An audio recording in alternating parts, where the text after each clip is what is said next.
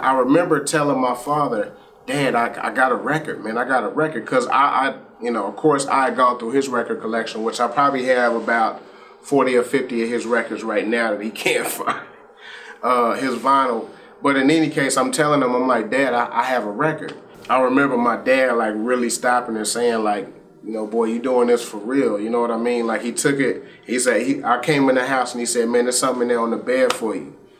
And he followed me back to my room when I saw the record, and he was standing like right behind me in the doorway. He was like, man, that's really nice. Show me where the back's at, press up the vinyl quick. It's down to 2 finalists. Me and Mirage, we're one of the twins out reclaiming this. A scroll in one hand, a mic in the other. I might smother a whole block if I need be. My flow is pure gold, no other can defeat me. Swords and daggers in English, tongues and words. Last chance before I jump, quickly I spun the verbs. A 50-city tour, discuss distrust amongst the dissect traitors, pull out their guts, jabs and uppercuts.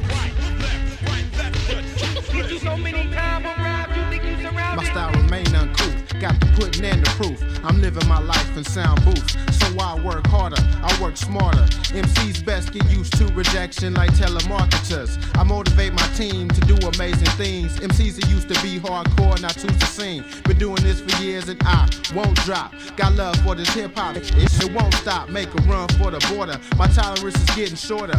Man, I'm terrifying like the new world order. Follow me now, star, cause I'm a bad, bad man. And you getting props just ain't part of the plan. Hit you so many times around, you think you surrounded.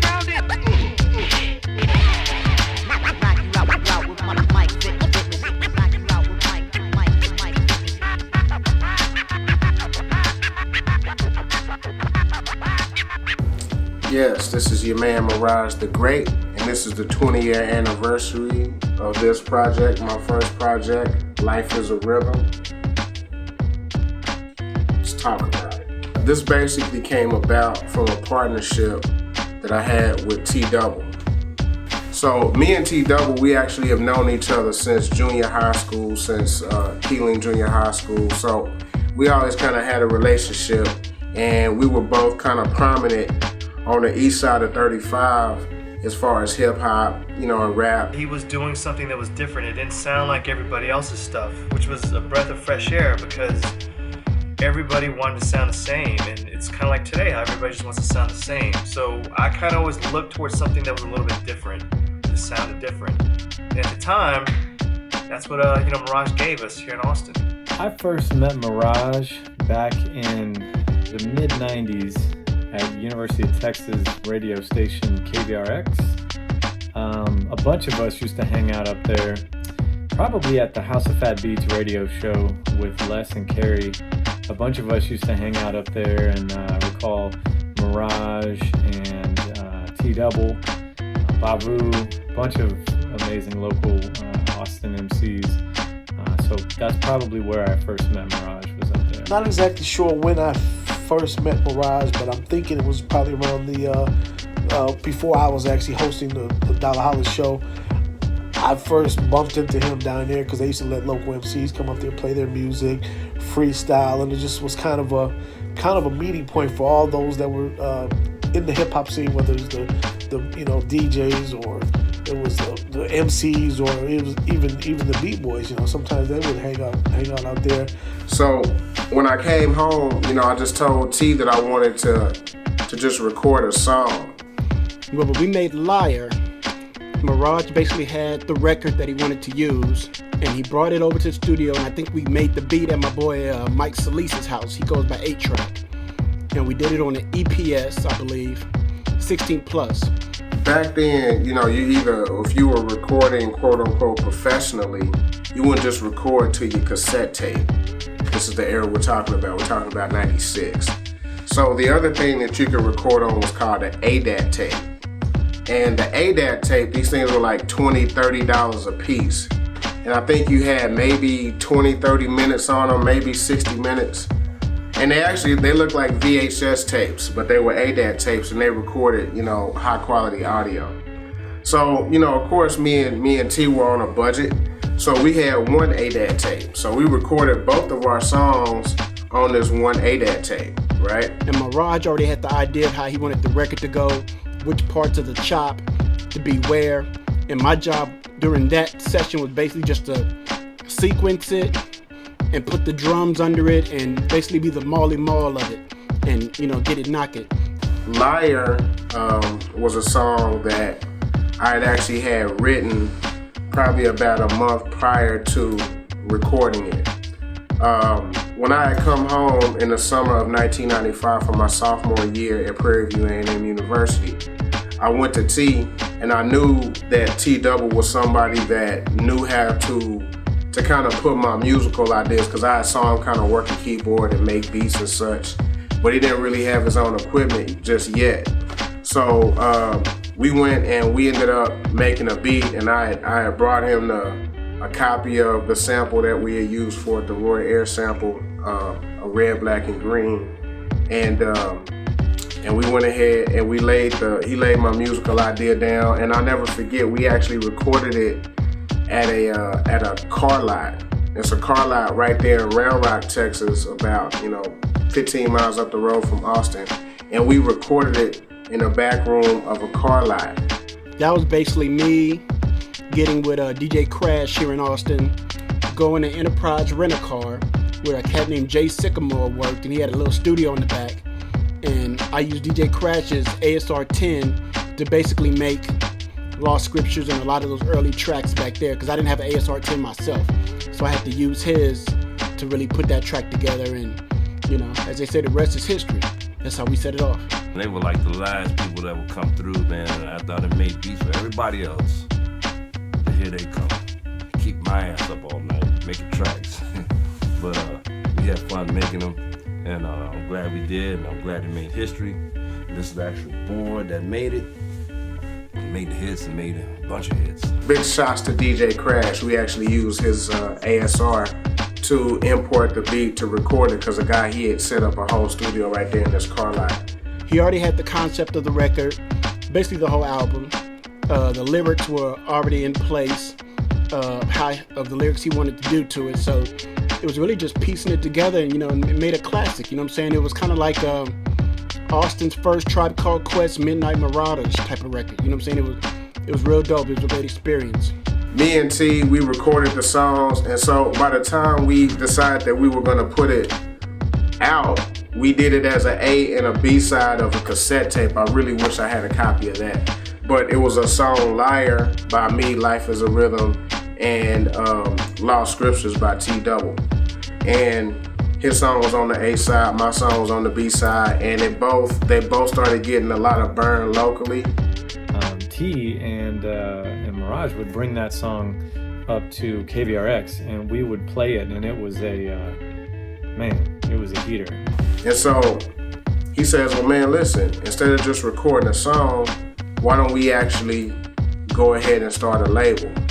And that birthed what you now know as Kinetic Entertainment. So it turns out that year of 97, after it had kind of bubbled locally, T went out to California with something that was called the Gavin Conference. Gavin is a college music journal, and they throw a conference every year, and it's usually, I believe, at the beginning of the fall semester. Well, going to the Gavin was the top urban conference there was. If you was into hip hop, you went to the Gavin. So I worked for South by Southwest doing all the hip hop. I was a hip hop coordinator. And the Gavin came around, so all the DJs at KVRX, the college station here, they pulled their money together, resources, and bought a bunch of tickets to go to San Diego to the Gavin conference. I didn't have any money really at that time, so DJ Mike Swing fronted me like I think $100 to go out there, get a plane ticket, go out there and be with everybody else. So anyways, a bunch of us went up there, T-Double included, myself, Mike Swing, a bunch of us from KVRX from University of Texas, and shout out X-Man, who was another one that went with us. So I was going out there basically to represent South by Southwest, but once I got there and saw the opportunities, with me being an artist, I said, well, I could tap into this and see what I can make for this, for a T-Double opportunity. Ty Campbell, I think was his name, from Red Ant Records. He was the one who brought Xavier, X-Man, and I out, and I think maybe Mike Swing as well. flew us out there to San Diego. His label was putting on a luncheon at a Mexican restaurant I think in downtown San Diego somewhere. So went out there on the last day of the conference. They was having a party at a taco place. All the DJs went there. I was feeling kind of sick and it was raining, so I didn't want to go, but they told me go ahead and go.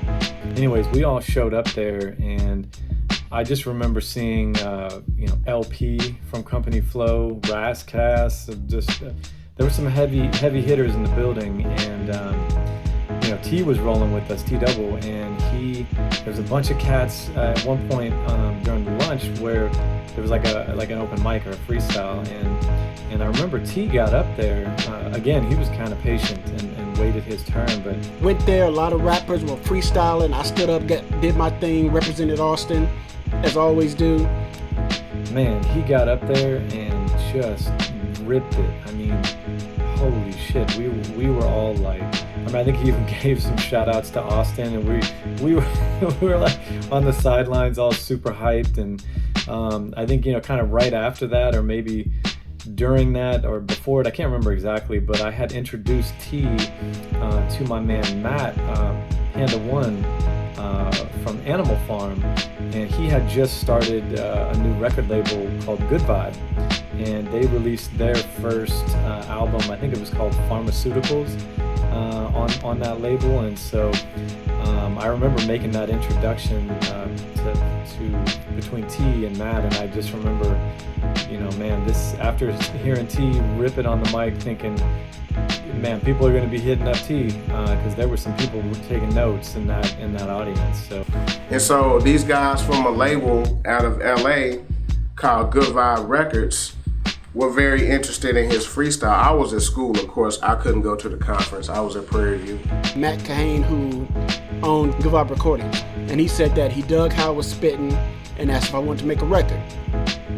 Also, at the time, I was working for Arista Records here in Austin. They had Bad Boy, LaFace, Clive Davis. We had an Austin office, so I was doing marketing and A&R. So I knew more about the music business than just handing off a demo. So I told them I would love to make a record if I can own the master and the publishing.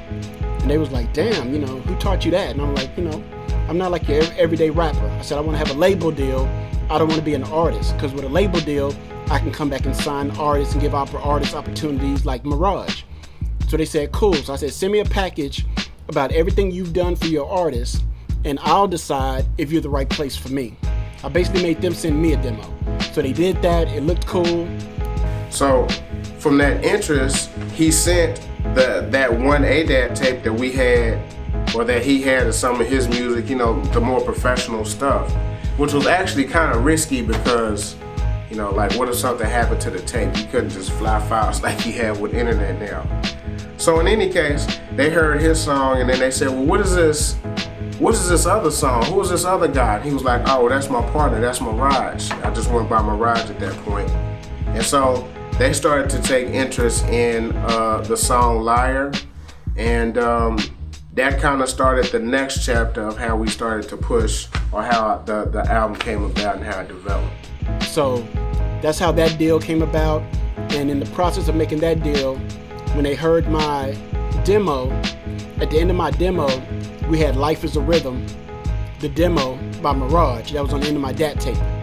So they heard that and said, hey, would your boy like to make an album too? So I called Mirage. He was at Prairie View at the time, and I said, hey, let's make a record. You want to make a record? He was like, yeah, let's make it. I get a call from T-Double. I'm in my dorm room at Prairie View A&M. He says there's a label in California that's interested in us. They're called GoodVibe Records. I said, okay. So he gave me the phone number to call, and I called the guy, Matt Kahane, who's running the label, and decided he was the one that really wanted to sign us. And we're talking, and I give him my address, and he sends me a lot of their product, and I'm looking at the artists on the label. And the internet was a new thing, so I did a little bit of research on them. And then they started to send me different product, of their artists and such. They were actually sending it to my college P.O. box.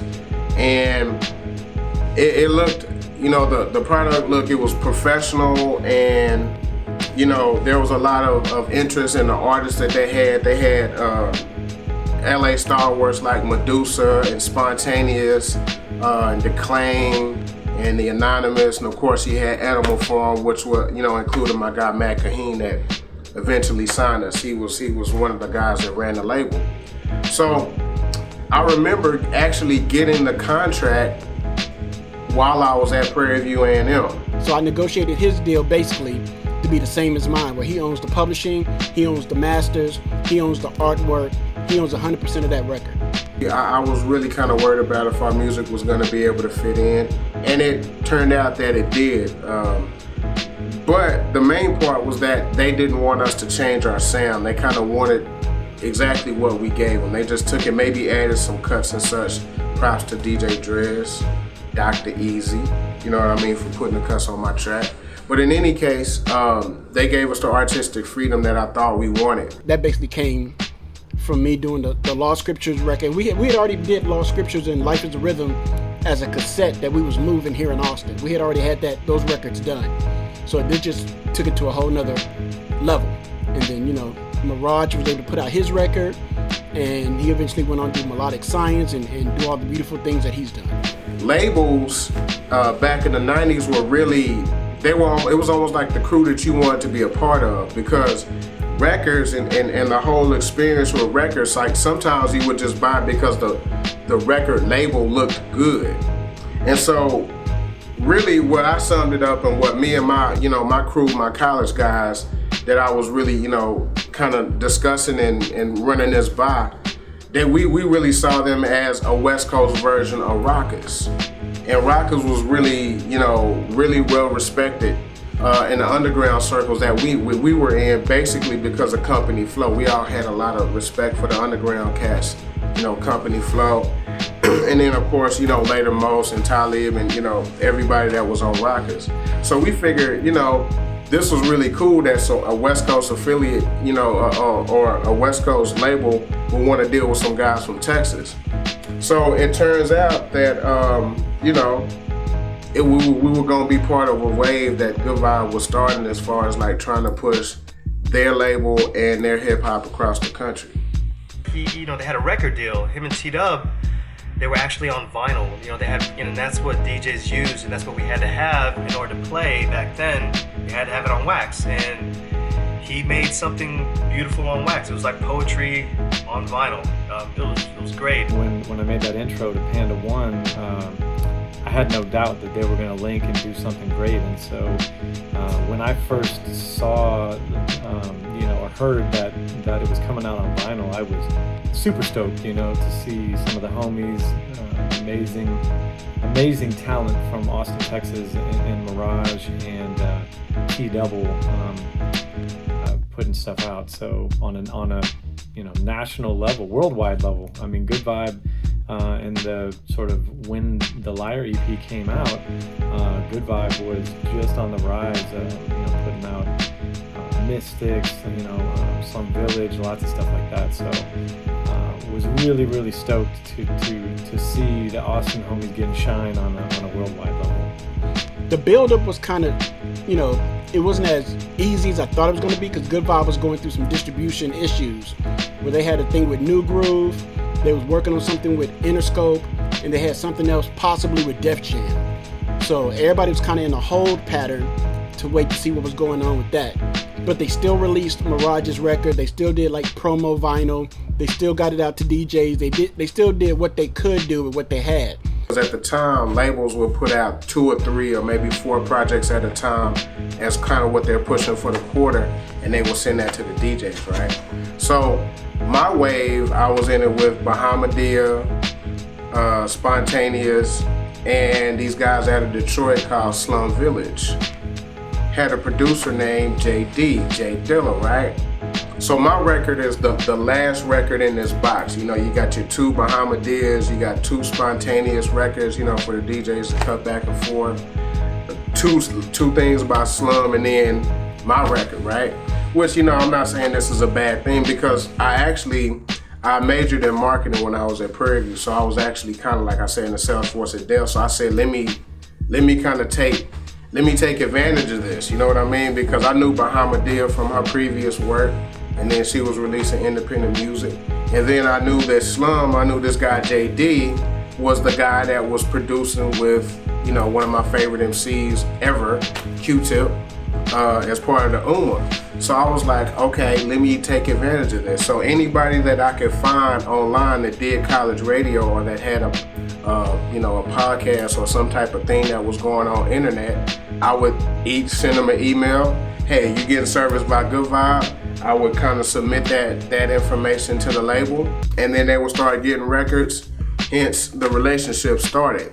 So that was kind of also, they were very, benevolent to actually send me 50 boxes or 30 boxes, full of, 30 or 40 copies of my record to kind of hold me over for a month, because they had kind of moved on, but they would still send me the product to either, maybe sell if I wanted to.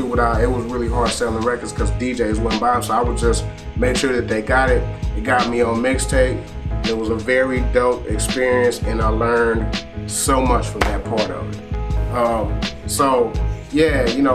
The whole GoodVibe experience, like, I really enjoyed actually going to the post office and mailing those records and locally giving them to DJs. I've given them to people like Cool Herc, Africa Bambaataa probably has my record somewhere in his lexicon of records. Jazzy Jeff I gave it to, and of course a lot of DJs in L.A.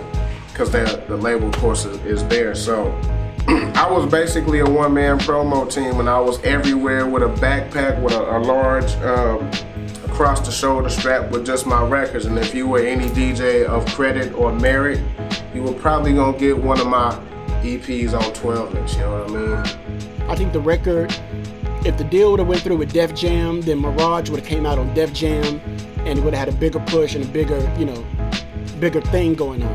But the record still came out, it still made an impact, it was still on charts, it was still doing everything that it needed to do to solidify him as a respectable independent artist from Texas, from Austin especially.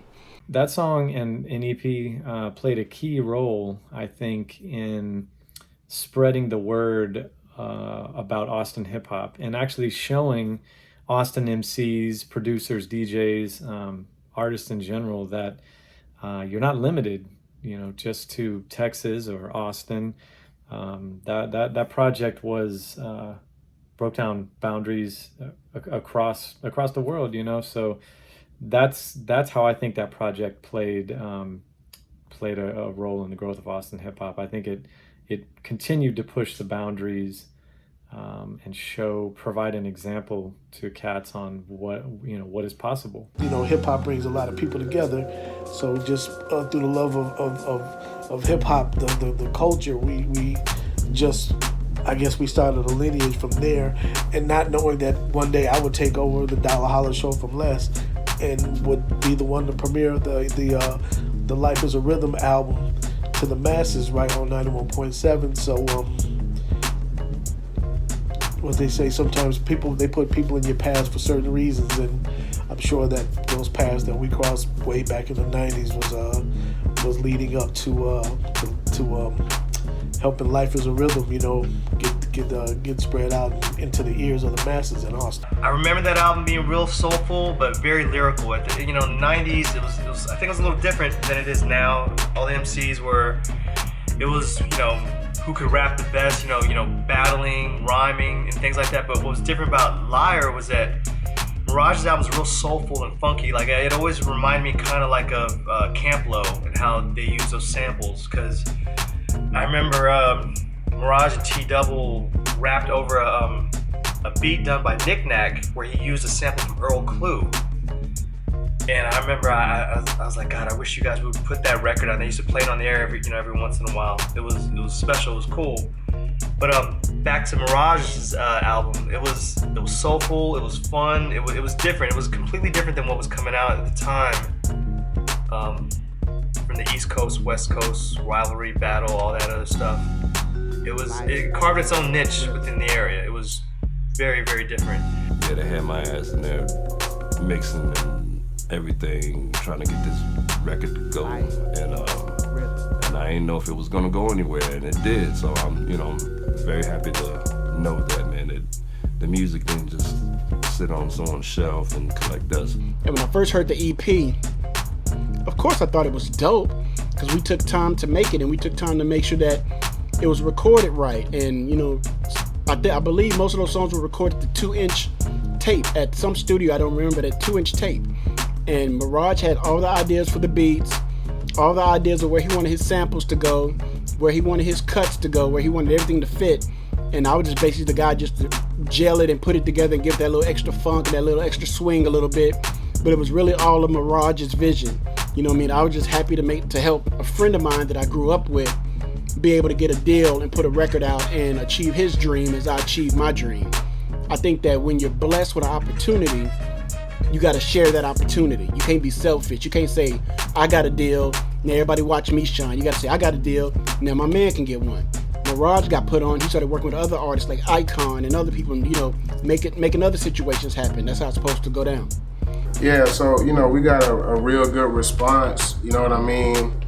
A lot of people tell me that they think that the cover is really classic, and this came about basically because they asked, they were like, well, what are you seeing for a cover for? And I said, well, basically, if you were to play whatever was what you thought was the dopest song off of this, what would the party or what would the club or wherever you was at look like while you were playing that? You know what I'm saying? So that's kind of where the cover came about.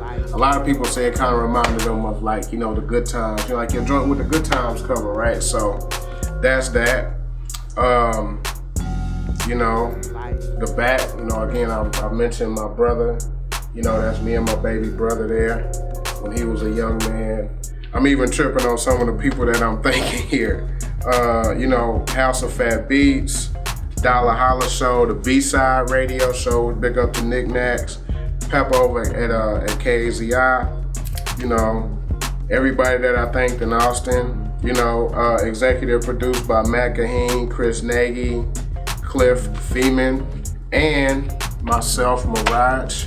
You know what I'm saying? And that's basically what that is. Thank you. If you have a copy of this, if you have a white label, if you've ever played it, if you've ever even liked any other the new retro post that we have, you know what I'm saying, that I'm putting up about this, I really appreciate it. And if you haven't listened to it, you definitely need to go listen to it. This is actually Austin hip hop history right here, you understand? Like, no doubt about it.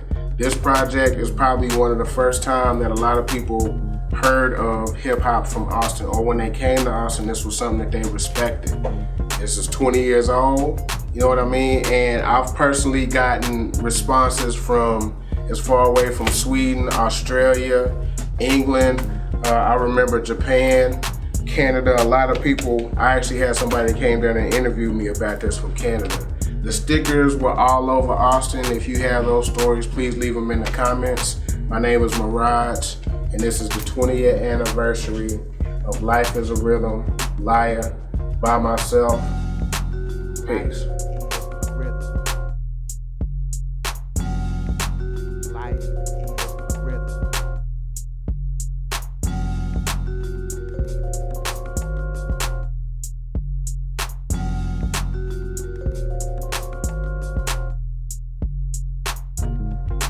Life is a rhythm.